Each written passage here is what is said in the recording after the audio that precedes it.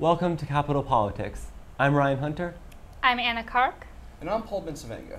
On today's episode, we will be talking about a myriad of issues that have crossed the political landscape this week. Starting off with the Day of Rage, Occupy Wall Street in New York City, where 85 people were arrested over the weekend. That has caused a lot of debate stirring about whether or not the financial system is still working for the rest of the country. There's a lot of criticism of top wage earners, and there's a lot of people upset about it. Right. And over the weekend, when they had 85 people arrested, there was accusations of excessive force by the NYPD, and it's become a large legal issue now because they were protesting without a permit. Right. I think from a legal perspective, that's the main issue, which has caused a lot of contention within, New York City specifically, but the state as a whole. The statute that the police arrested them, based off of dates to the 1890s. So obviously New York has a lot of old kind of arcane laws on the books still, as many states do. But, the Mayor Bloomberg's reaction, kind of dismissing the purpose of those who were there protesting, it's caused a lot of kind of questions to reverberate throughout the city. Why is the mayor reacting that way? And more importantly, what are the protesters really there for? I would say more than questions. I mean, the theme of the week is what are Americans angry about? Right. And this is an example of some very angry Americans. And, I think if you look at the media reaction, there's probably a lot more empathy towards the protesters than you might expect. Oh yeah, no, definitely. Yeah, I was actually surprised at that. There was because tear gas. the police weren't really interested in stopping free speech or anything. They were literally trying to make sure that traffic was able to flow freely. Because I don't know, you guys have been in New York City. If a road is closed off, it messes everything up. The police were notified of this event before it happened. They found out about it, and they had barricades ready, so people can get to work freely without being harassed, without being assaulted. Right. You never know what's going to happen with huge mobs of people. It can always turn violent. Right. And how many people do you think? I've seen different estimates, but what are the numbers people are talking in terms of how many people were actually at this event? Good question. Well, there are no official estimates because this is not a legally sanctioned event. Right. So there won't be But official estimates at all. Police don't estimate these things because they don't want to draw any more attention to it than there needs to be. But I mean, I would hazard 10,000 or something like that. And these people, big event. These are people that come out and they protest all the time. They go to the G20 summits. It's what they do. They are professional protesters. Right. They come with the tear gas masks and all that wonderful. And here's a question that I was interested in, and I wasn't able to find out any information, but did they make an effort to obtain a permit? Or did they completely circumvent the system, At which case, of course, the police completely have the right to disband them. Yeah, I think that would change the situation a lot. Yeah. I find it interesting. I haven't been covering this in as much detail as other things going on this week, but, the media coverage so far hasn't really mentioned whether or not it says that they've been saying, yes, there has been no permit. They had no permit. But, did they apply for one? You would think they would have at least, if these are professional protesters whose motives are to protest and not necessarily to get arrested, you would think they would have gone through the motions of applying for a permit. But I would also add, because of their ideological, anti-government, and the views, they're not going to necessarily go through legal. If not everyone in the crowd was there for the same reason. Plus, I would argue that it's the goal of people that are there not to, quabble with the police or get arrested, but just to get as much attention from the media as possible. And if that means some of them get arrested, that gets more attention. But this is how these things work. Masks and all that did you guys? There are, we're in D.C. There are always protests going on in the Capitol. I went to one freshman year 2 years ago where it was a kind of Iranian human rights and democracy protest. Rarely violent. And wasn't violent at all.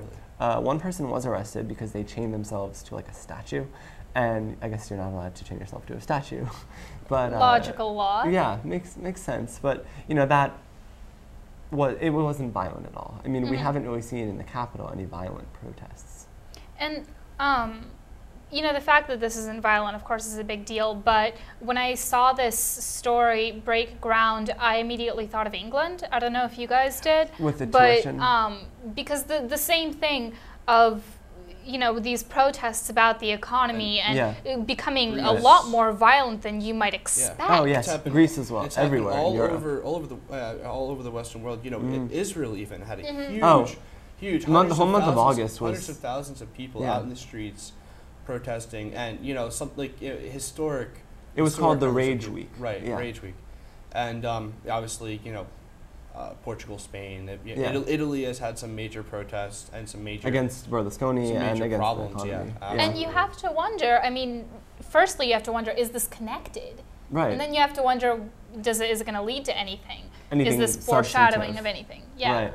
I think you know, you brought up Italy. You know, Prime Minister Berlusconi has been embattled in sex scandals for really as long as he's been in office. It's kind of the nature of. It's part of his political personality. Politics, and. Right, it's Italian politics. A lot of people in Italy are disgusted, not so much by the fact that he's been doing this, but that he keeps getting it in the public. In Italy, there's a lot of people who are just like, what he does, you know, it's what a lot of people think about, you know, Clinton, what he does in his private life, you know. It's actually strange. A lot of people think that, you know, the United States is turning into a very much like liberal society, but when it comes to things like politics morality, and our tolerance for like what people would say is immoral, right, is actually very low compared to Europe, yeah. Of course. Compared to, and it's that shouldn't surprise anyone. No, I mean, no, we were found. Well, because I think the attitude in America is keep it in your pants. The attitude in Europe is keep it to yourself. Yeah. Right. Those are two very different things. Absolutely. And the media here is, all over. you know, it's the second there's a whiff of something. Yeah, maybe a little bit more eager than in Europe. Oh, I would say so. I mean, it's a whole different political culture, and I mean, do they influence each other? Yes, but I mean, you look at, you know, Clinton's, before his impeachment proceedings, it wasn't so much, you know, depending on what your political perspective was, it was either that he lied or it was the act itself, and the act, of course, is not criminal. But those things are never important unless it's like a good economy, and then people have nothing else to talk about. I would if the disagree economy was with bad under Clinton, I mean, then he would have gotten a lot more heat. But it would be. What about Congressman Weiner? I mean, the economy was bad. He resigned over it. He was forced to resign. I mean, right. I think a lot of that's become. Well, yeah. And a Republican just won his district. The main arguments have not been about things like that, sex scandals. It's been about the economy. That's been the main focus. Oh no! And in Europe, when you have these protests, even Italy, it's not because of Berlusconi's indiscretion. It is because the public nature of there's significant social unrest because people are dissatisfied with the economy. The economy is such as as a result, they'd be dissatisfied with whoever was in office. I mean, we see it in France as well. You know, a lot of people. You know, I have French friends who think that in France the movement to ban the veil not the veil, but the full burqa from the public sphere is actually just a move by the UMP, Sarkozy's party, to distract attention from the fact that Sarkozy is actually very unpopular domestically. He just got trounced in his party just got trounced in the Senate elections. The left wing took over the Senate for the first time. The socialists, since 1950s, which is very surprising. Which is extremely significant because that doesn't happen. Well, I think the Senate, that's a trend. Whenever you have a poor economy, you're going to have but I would other countries are going the other way. Right? No, but Canada. But I would point out the French Senate, because it's a parliamentary system. The French Senate is not nearly as powerful as the United States Senate, the impact that it's going to have on politics is actually minimal. It's significant symbolically. The French Senate really is just kind of like the House of Lords in Britain, where they delay legislation and they're more of a deliberative body. Yeah. But what I'm actually interested in, the last president, not the last, but the two election cycles ago in France, Jean-Marie Le Pen, the far-right nationalist politician for the National Front Party, he actually, by the way that the French electoral system works, he came in second. And Jacques Chirac, the incumbent, received an overwhelming 82% of the votes, even though he wasn't popular at all. But it was because a lot of people didn't want to vote for Le Pen. Le Pen's daughter is actually very prominent in French politics. And I think what's going to be interesting is, yes, the socialists made a resurgence nationally. In 2007, Ségolène Royal, the first female presidential candidate nominee, was, Sarkozy heavily defeated her. I think certainly the socialist and UMP rivalry is always going to be there. What a lot of people are concerned about, really all over Europe, you see the trend to the right with the austerity measures. In France itself, you see broad public support for the far-right nationalist party. I think that's going to, it's certainly going to impact our foreign relations. Do you think that mirrors America? I wouldn't say so, because a lot of the views that have been put out by Le Pen, Le Pen has been convicted many times in European courts for denying the Holocaust, making anti-Semitic comments, anti-Muslim comments very publicly, where he makes the equation that Muslims cannot be good French citizens. Yeah. We don't have any politicians nearly as prominent as Le Pen is in France who will make any such right statements. And left in Europe is a lot different from right and left in the United States. That's absolutely so true. Yeah. When you talk about like a political right, it's talking about like a nationalistic party that's very ethnocentric, very against immigration in any form. Yeah, against. Well, that's harder now. Well, because I don't know the European Union. If I would say that's very different from the U.S. Well, the immigration, actually, I think there's a lot of similarities between. There's some similarities, but it's Europe and the U.S. and the nationalism, but it's there's a lot more social conservatism in the United States, and that's not really at play in Europe at all. No, politically, I mean, it's just it's a dead issue. And the thing is, like a right, in the United States we have we have a party that's for limited government in their platform. And there's a right wing of that party. And there's a right wing of that party that thinks that the government should be doing a lot less. In Europe, there's some of that, but there's still, 35-hour work week. In France, there's still, you can retire at age 50 in Greece. Right. And it's actually in France. Well, it's just a different battleground. It's a different culture, but in France, actually, when the Chirac government in the late 1990s proposed shortening the work week from 39 hours, it was never 40, but 39 hours in France to 35, you had a ton of businessmen and women who, and members of parliament, who were very much opposed to it. So I think often, there's this tendency to equate in France, this kind of big government apparatus with popular opinion absolutely being that way, but it's really not that uniform. The reason why it becomes tough to have such have a law like that, one is in the United States that would never happen because it would limit your freedoms and ability to work 2 jobs. Well, our federal government can't make a law like that. It's just not constitutional. Unconstitutional. Right. Europe doesn't have the same founding in natural law. Well, there's no federalism. No, I mean, Germany and Russia, and Britain has a devolved system, but really there are only 2 federal powers in Europe, and it's just very different. But when you look at businesses that if I'm a corporation, I want to open up a plant or something. Am I going to open up in Germany? Right. Or am I going to open up in France? Am I going to open up in Greece? And you have the question of how much am I going to get out of the workforce and how profitable is it going to be? Oh, absolutely. Am I going to be taxed,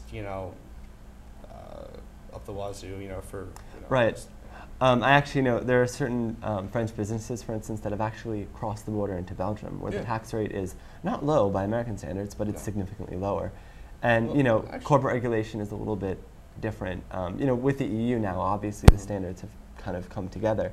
But Belgium still, for small businesses especially, is a much more friendly place to operate than most of France. Yeah, well, I mean, the problem in the United States is actually we don't have we have a low individual income tax bracket, but our capital gains tax is one of the highest in the world. Extremely high. Yeah, it is going to be the highest in the world because Japan is lowering theirs. Right. So it's going to be United States is going to have the highest in the world. Right. Very shortly, I think next year. Unless, of course, that changes. Speaking of the United States economy, on the radar of things that make Americans angry this week, we've got Obama's speech to the CBC. Oh, yeah, absolutely. Yeah, that was pretty interesting. Yeah, I mean, if you guys, if our viewers, wanted to look it up, there was, a couple sound bites that really have been circulating the news over the past 48 hours, where Obama was telling African Americans to, you know, stop moping, stop crying, stop you know, sitting around, get off your couch, put on your marching boots on. You have to help me. You have to help me finish the job that I started, and Right. it's time to get out. It's time to.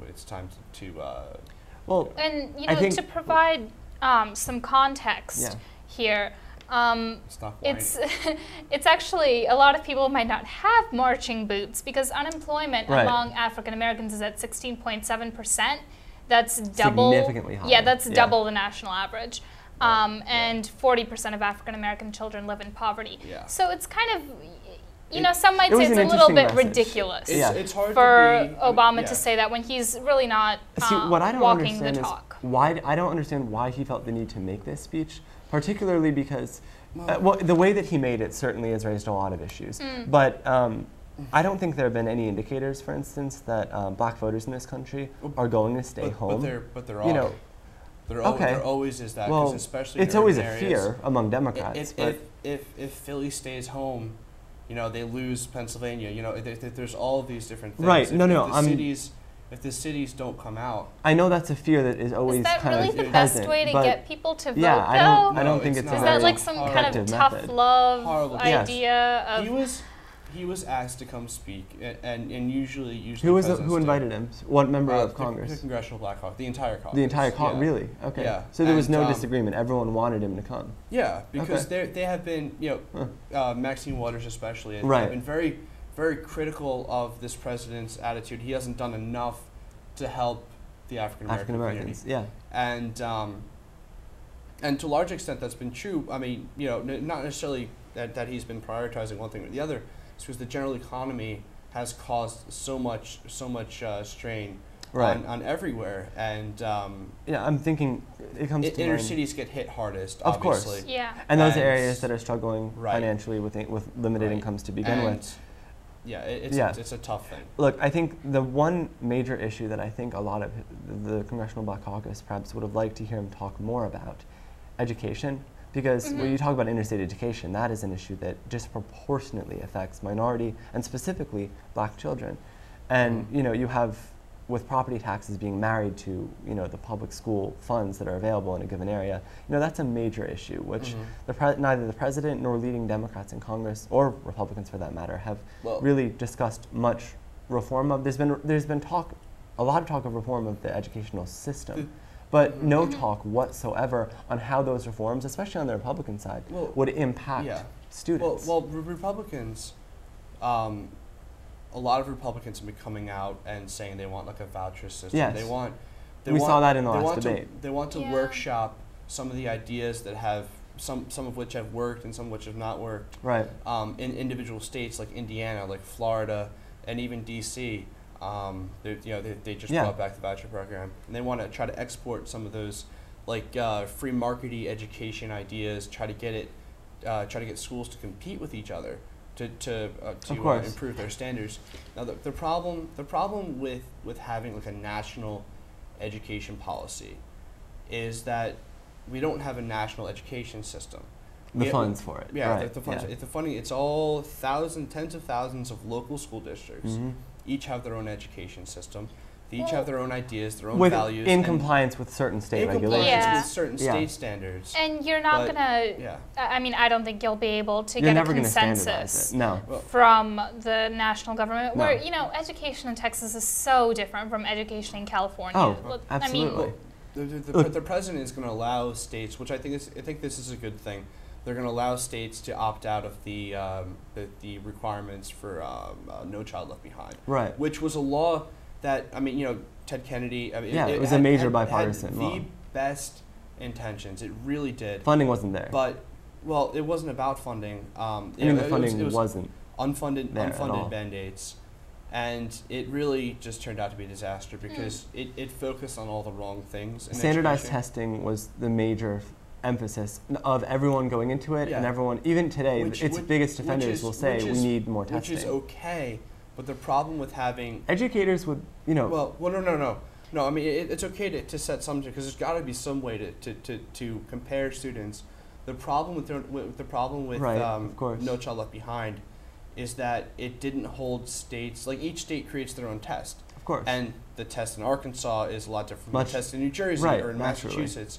And so you let states create basically the standard by creating the test. You're holding everyone accountable to a different standard. So if you're passing a national test in 8th grade in New Jersey, you know, it's different from passing a national test in 8th grade in Alabama. Right, of course. And, you know, so some states that really actually do have very good economic statistics, education statistics, they're actually losing to states where where the students are actually performing worse, but the standards are lower. You're right. We see that race to the top was one. You know, Tennessee won race to the top. Right. And that is a state with it's underperforming showing schools. improvement. And New Jersey lost race to the top because there was a problem with the form. It was like, you know, that they filled out. It was like a huge mess. Mm-hmm. Well, we wish, you know, we might wish that Obama had made the speech because of education, but a lot of people have been speculating that he really made the speech for other reasons. To try to energize black voters. Yeah, of course.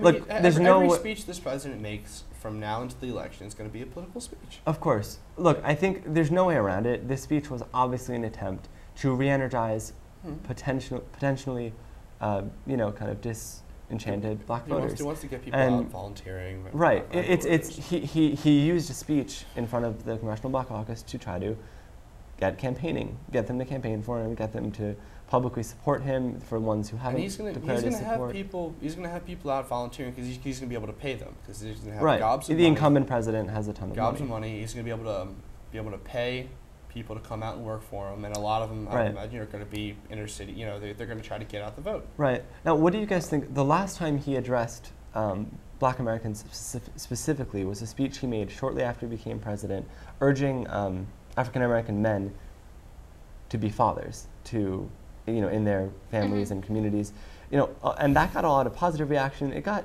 some negative reaction. You know, some people were like, "Well, why is the president saying this?" Just, you know, to a whole group. You know, I think we've got to give some credit to Obama because in this speech he didn't.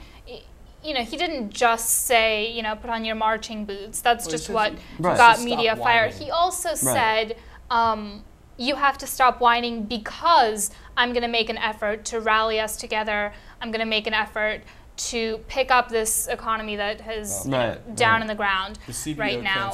And you know, he made an effort to make this a motivational speech. It's just that the sound bites that have been coming out of it have been, you know, the stick and not the carrot. Maxine Waters, absolutely. The media has taken this for a runaround, but Maxine Waters had come out. She was there, and she was very critical of the president's comments. Well, she has. She thought it was very inappropriate, and you know, I mean, I agree with her, but I think that there's a problem in this.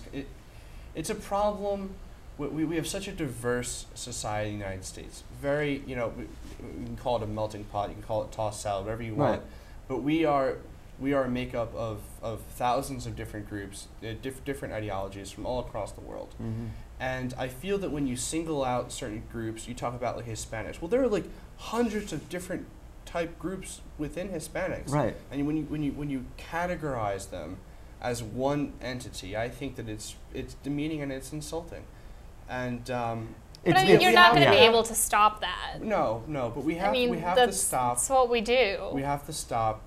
Right, but why do we do it? Based on the color of their skin. Well, that's a very macro-cultural question that I don't think we'll be able to answer. We have to stop targeting people based on their socioeconomic status. We have to try to improve the lives of everyone, and you do that by improving the economy.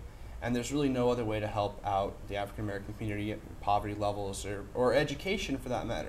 If people they're all working, interrelated, they're not poverty taxes. and education. So, I mean, the way to do it, you can argue, well, we have to improve education, but that's a long-term thing. Right.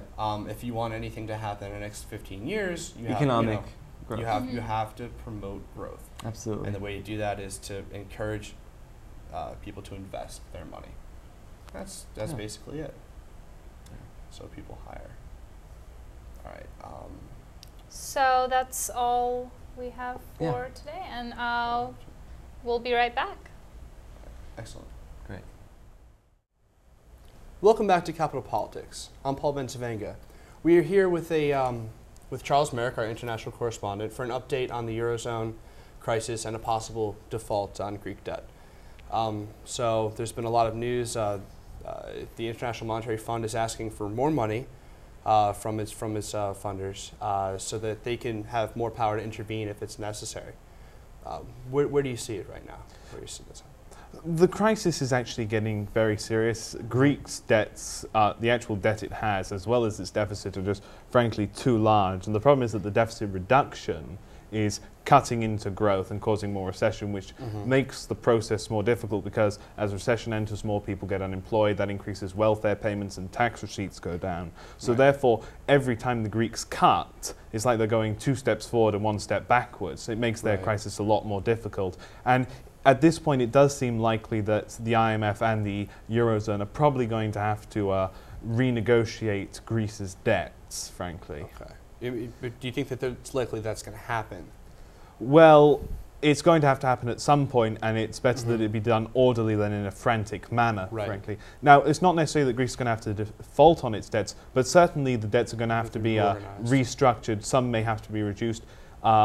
Most, I think, are just hoping that they can simply extend the lifespan and lower the interest rate a little bit. But again, even these sorts of measures seem very difficult to pass by investors. Now, do you think there's enough political will within the Greek government to do what's necessary to make payments on their debt? Do you think there's, because there's obviously a lot of social unrest and people in the streets, and it's causing a lot of problems. Well, George Papandreou, the head of Greece's government right now, is he was elected basically on a wave of upset and anger over the previous Conservative government, who had fiddled the books and caused all sorts of problems. His socialist government, I think, has the mandate, and I do believe, based on their previous demonstration of passing about 2 austerity measures so far, well, austerity packages, I should say, it looks very likely that he can do it if he's given enough drive. I think he has little other choice either, because if he doesn't do it, then there will be some serious repercussions for Greece and the Eurozone, and maybe even the entire world. Right, because the problem, as I see it now, as I read in the news, that there has been, a bunch of solutions that have passed through and have been enacted into law, but the cuts that have been promised have not yet come, and like some have, but a lot of them haven't, and that's what's kind of slowing everything down. And in your opinion, how much time really does Greece have before a disorderly default? I have, frankly, that's not the sort of question I don't have much expertise in this field. It's a very difficult subject, but I mean, it depends really on how the investors feel, how long they have, and that will truly determine it, because the more they panic, the closer that sort of moment approaches, because panic leads to higher interest rates as the debt becomes riskier to borrow, and it just makes all manner of things difficult. And how much is this likely to bleed over into other European nations? Because the euro is everything's connected now, and everybody's integrated. So how much does this hurt even robust economies like Germany? How do you see that happening? Well, the conjugation is quite serious. I mean, if there are several options for Greece, none of them are particularly pleasant. Greece is probably, some are hoping that they'll leave the euro. That would probably strengthen the euro, because people would pile money out of Greece as they created their own currency and devalued it, and that would be very bad for Greece as well. But that would probably strengthen the euro, which is not something they particularly want at this moment in time, because obviously a weaker currency increases exports. Germany likes that sort of stuff. They want, But it may be said that if Greece defaults, the euro itself will be in a very dire situation, as I mean, its confidence is lost, and there's a good deal of contagion to other nations. And even if it isn't that serious of contagion in terms of the value of the currency, many banks in Europe, and in fact across the world, are exposed to Greek debts. If Greece defaults, then those banks will face a similar crisis that they had in 2008. Varying degrees. You see the chain reaction, and do you think that at some point interest rates are going to have to go up? Do you think that's that's going to happen? Interest rates, you mean As by far the as European lending, Central as far Bank? as access to credit. Yeah, the central bank. Well, I think for some reason the European Central Bank has decided, I think a few months ago, to raise the interest rate to 1.5 from 1.25, and this is completely unforeseen by most economists because, as far as they're concerned, the ECB needs to lower interest rates to give Greece a slight chance to be able to grow a little bit or help cushion the recession. Try to take some of the risk out of potential investment. Increase consumption, make it easier to lend and things. It's quite a perplexing situation in that regard. At what point does the rest of Europe, I mean, this has been going on for months now, at what point does the rest of Europe decide to cut their losses and try to force Greece to really come through on this on these measures, as far as getting some real cuts in? I'm talking we will kick you out of the European Union. Well, that's a lot of people are worried that the Germans would do that, frankly, because kicking Greece out of the euro would have serious economic repercussions for the Greeks, and then that could spread to the countries that they trade with, Italy and the Balkans and Turkey to a degree, and then from there it's like a domino effect. Yeah, and also there's that's not a good idea to kick them out. No, but there is a bit of will in Germany for that. Yeah. Yeah, I mean the German population, not so much Mrs. Merkel. Not so much, okay. She has said that the Greeks should not leave the euro and that she will fight that sort of measure. Now, to what extent are American financials exposed to this? Because they've gotten hammered in August, especially. You saw Bank of America, drop 15%. Some really awful numbers across the board. I haven't seen the exact numbers of the American banks, how much they influence, but as far as I'm concerned, the Greek government does have, I can't remember, but it's in the hundreds of billions of euros in borrowed by overseas or borrowed from overseas banks. So it's quite a serious figure. That's a lot of exposure. Oh my quite a lot. Their debt right now is about 113% of GDP, perhaps even more than that. Okay. At this point, I mean, it's still going up. They haven't gotten their books balanced yet. Right. So, does Europe even have enough resources to come in and try to jumpstart the Greek economy? Try to cut down on that debt?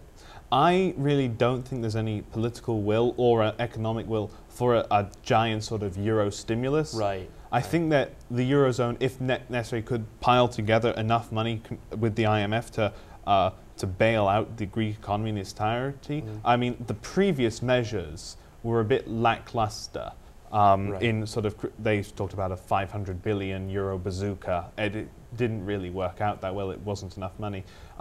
As far as bailing out Greece, though, they should have enough if need be. No one would really like it. The Germans would have to foot a lot of the bill, and they're in no appetite for that. Right. The real danger, though, is that investors get panicky and start thinking Italy and Spain are insolvent. It's the moral hazard that everybody says that, well, if Greece got to bail out, then why do we need to pay down ours? Mind you, that said, Spain and Italy are not insolvent. They're just having trouble getting liquidity right now. Well, credit market is ridiculous. What Europe really needs to do is they need to increase confidence in particularly Spain and Italy and say, right, Greece is a separate entity. And they should stop saying that it is solvent, because Greece really isn't solvent, and no one's buying that anymore.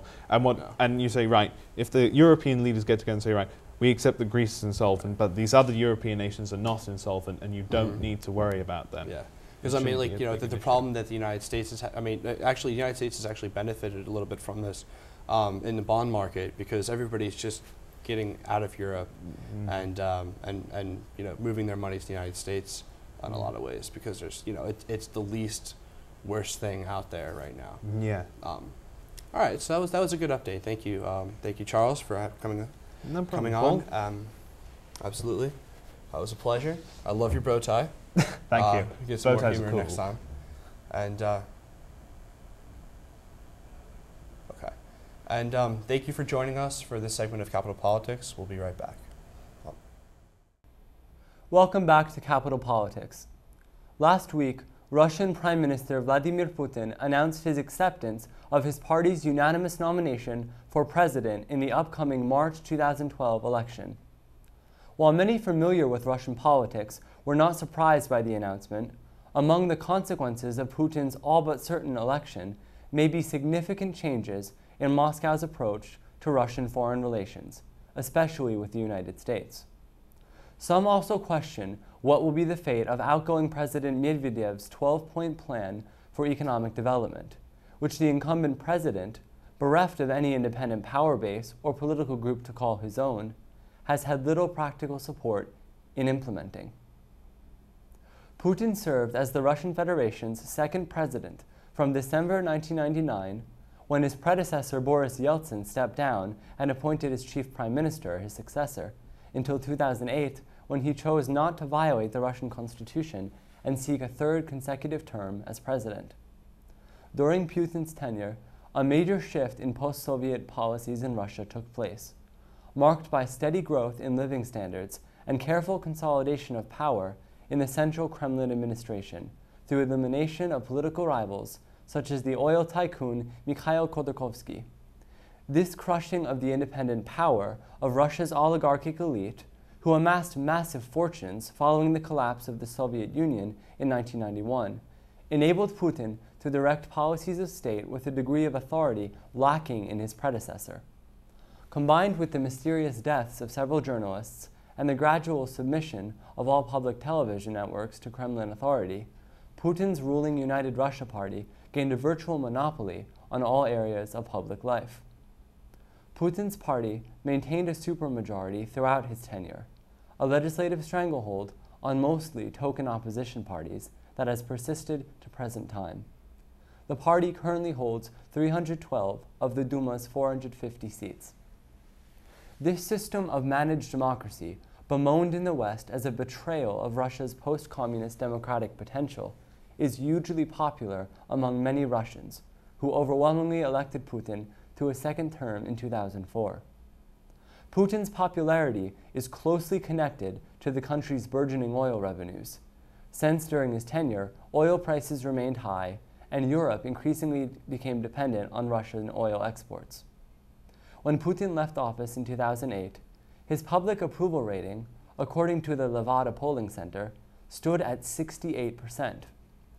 During Medvedev's tenure, according to Levada, the country's economy contracted by 8% in 2009 with the onset of the global recession. But rates of real disposable income rose 3% in 2010 from a rate of 2% growth in 2009. Likewise, the value of most private pensions in real terms rose 13% in 2010. Arranging for his first deputy prime minister, Dmitry Medvedev, to win his party's ballot election and become the only realistic presidential nominee, in 2008, Putin moved 2 kilometers from the Kremlin to residence of the prime minister, the second most powerful role in the Russian administration. For the next 3 years, the relationship between the former president and the incumbent remained enigmatic. Medvedev, widely believed to be more open to political liberalization than his former KGB predecessor, is universally viewed as the junior partner in the power-sharing agreement. His major points of distinction as president came in the form of speeches emphasizing the need for new measures to fight endemic corruption, efforts to reform the court system, and his barely implemented economic modernization plan. Significant for U.S. foreign policy, Medvedev also encouraged the formal resetting of American-Russian relations, which had often been frosty under Putin. Medvedev and President Obama are known to enjoy a comfortable working relationship, with the increasing friendliness of the two countries culminating in the symbolic gift of a reset button from Secretary of State Hillary Clinton to Russian Foreign Minister Sergei Lavrov in early 2009. The September 24th announcement at the United Russia Congress, during which Medvedev himself proposed that Putin be the party's 2012 presidential candidate, was a political demonstration of public friendship with great symbolic significance. After the president endorsed him as his successor, Prime Minister Putin took the stage, commending Medvedev's service as president and asking him to become the chairman of the United Russia Party, and by default, prime minister after Putin wins the presidential election. What surprised many foreign media observers at the conference was that both Putin and Medvedev attested that they had worked out this office swapping arrangement years before Medvedev took office in 2008. Commenting on the September 24th display of unity, Andrei Kolesnikov, a journalist for Kommersant, said, "It was the most obvious and therefore the least probable move of the ones I could have predicted. We all waited for this moment for a long time. And still, this is a surprise because it's so obvious." Many Russian political insiders believe that Putin's decision to run again is not only an affirmation of long-held suspicions that the prime minister was the one truly in control during Medvedev's presidency, but that Medvedev's relocation to the premiership could set him up to take the brunt of criticism for austerity measures that Putin has warned will be necessary amid ongoing global economic tumult. Paradoxically, a spokesman from one of the most powerful institutions in Russia, the Russian Orthodox Church, lavishly praised the new power-sharing agreement in a press release. Father Vsevolod Chaplin was quoted by the Interfax news agency as saying, quote, "This is a real example of goodness and morality in politics, an example that could be envied not only by people who lived in Soviet times, but also citizens of the majority of countries in the world, including those who try to teach us." Under both Putin and Medvedev, the Orthodox Church has seen its influence over public life increase steadily, with both President and Prime Minister attending major Orthodox liturgies in Moscow's Christ the Savior Cathedral. First Lady Svetlana Medvedeva has been active in promoting what she considers authentic and healthy morality among young people, including support for church-approved sanitized nightclubs and cafes, as well as optional religious education classes on orthodoxy in public schools. On Twitter, young people reacted with euphoria or despair to the news of Putin's announcement, depending on their political orientation. Horrified liberals and advocates of more transparency in the Kremlin bemoaned the announcement, some asking, "Why does God hate Russia?" Most young people in Russia have quite literally grown up with Putin, with only vague memories of Yeltsin, who served in office prior to their teen years. In the event that Putin serves 2 more consecutive terms as president, since Medvedev passed a decree through the State Duma extending the presidential term from 4 to 6 years, Putin will be president until 2024. Many young Russians quickly did the math. In the event that Putin chooses to serve 2 additional full terms, he would be 70 upon leaving office. One older blogger observed in an article, Return of the King, in Foreign Policy Online magazine that, "When Putin finishes his second 6-year term, I'll already be 58. Almost my entire life will have been spent with him." The blogger punctuated this with a frown. Nevertheless, many supporters and critics alike expect that Putin's new period at the helm of the Russian state will see a shift in its political style. With oil prices expected to fall in the coming years, Russia will need to put more effort into diversifying its economy and moving away from its status as a rentier state. Alexei Chesnakov, a United Russia official who was one of Putin's key strategists during his first 2 terms, shared his belief with the Associated Press that Putin is up to the task. Observing that Putin is a very talented politician, Chesnakov contended that, I quote, "Putin has always been a keenly responsive politician who will continue to adapt to conditions as they develop." Many Western experts on the Russian economy share Chesnakov's opinion and believe that Putin will implement many reforms which Medvedev lacked the political capital to carry out. Chris Weaver, chief strategist of the Russian development bank Troika Dialogue, observed that, "I expect Putin will establish a very pro-business and pro-reform cabinet."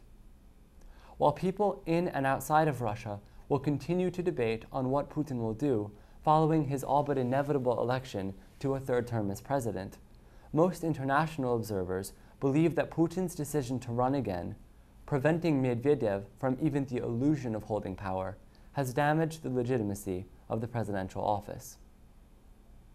That's it for the latest from Russia. We'll be right back with Capital Politics. Stay Stay with us. Welcome back to Capital Politics.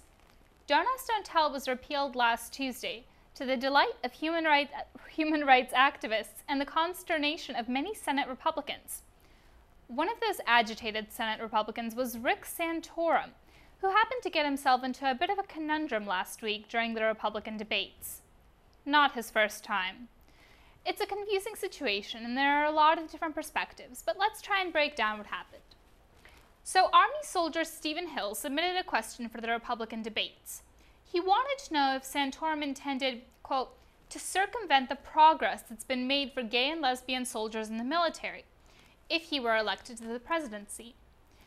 Immediately, the audience booed at his question, and Santorum proceeded to answer it with the same rhetoric that most of the presidential frontrunners have been using in the past few months, arguing that repealing the policy undermines the capacity of our troops. Of course, none of this is particularly surprising. One would expect that a hot-button question like this would be chosen for the debate. One would certainly expect the uber-conservative crowd to boo at it, and we can certainly expect the rote Republican response of, all couples should be treated equally, except I'd rather we reinstate this policy that treats gay couples differently. However, just because something is expected doesn't mean it's right or appropriate, and there was certainly a response. Actually, Santorum's behavior during the whole incident caused a bit of a scandal, not just with Democrats, but with many in his own party as well. Why? Conservative author Jim Garrity sums it up. It is troubling and revealing that Santorum's answer entirely defined Hill as a gay man first and as a soldier second, if at all. Santorum claims that he didn't hear the boos, and in the reaction to the incident, he thanks Stephen Hill for his service. But one can't help but notice that he didn't do that during the debates themselves. Watching the footage, it's frankly impossible that Santorum didn't hear the booing. Yeah, I would say any type of sexual activity has absolutely no place in the military, and the fact that... But this is hardly Santorum's first problematic run-in with the gay community, and more to the point, he's already been lagging in the polls. This incident certainly didn't help. So the right wing wants to reinstitute DADT. That's hardly news. What about the rest of the country? Some congresspeople have held events with those who have re-enlisted to celebrate the repeal. Actually, there's an astounding amount of soldiers who have re-enlisted. Hundreds out of the approximately 13,000 that were dishonorably discharged because of the policy. One of the changes that the repeal will have is that those servicemen and women will now be listed as honorably discharged and be eligible to receive the benefits, like pensions, that they weren't allowed before. I wonder how long it'll be until we hear about how this is killing the economy. One Navy sailor who re-enlisted explained that it's not as though servicemen and women will come out of the closet after years of staying quiet about their sexuality. The point of the matter is that now there is no fear of losing your job if someone does find out, as was the case with many discharged soldiers. It's necessary to explain that the repeal of Don't Ask, Don't Tell does not bring full equity to the military, and some activists for gay rights, like The Advocate, have pointed this out. The Defense of Marriage Act still keeps the spouses of gay servicemen and women from receiving the same benefits that heterosexual couples have. The Pentagon made a statement that they would afford those same rights to gay couples, but DOMA was preventing them from being able to. Somehow, I'm not buying the idea that the Pentagon really wants to do something and a congressional act is stopping them. Still, most people agree that the repeal is a step in the right direction, regardless of the remaining goals of human rights activists. While the civilian population is up in arms about the repeal, the military response has thus far been very muted. There have been a number of heart-wrenching stories. I've attached a YouTube video that's been circulating the blogosphere on our website. It's an airman coming out to his father on the eve of the repeal, and you should all watch it. Some say that it's too early to say and that there will be some form of negative consequence because of the repeal, but most people in the Army, like General Odierno, agree that there will be no major backlash, at least not from the military. Former Army Captain Jonathan Hopkins sums it up. It's just a bunch of gay service members being relieved, and a lot of other service members saying, "What's the big deal?" All right, we're going to come back and we're going to talk about some more hot button issues. Don't go anywhere. I swear it will be very interesting. You're watching ATV. That's all for our show today. What a great show, guys. We really stayed on topic. Make sure that you check us out on Twitter at ATV Politics and on our website, politics.auatv.com. We've got like blog posts, everything you want, all in one place. Thank you for watching Capital Politics. Be sure to join us next week.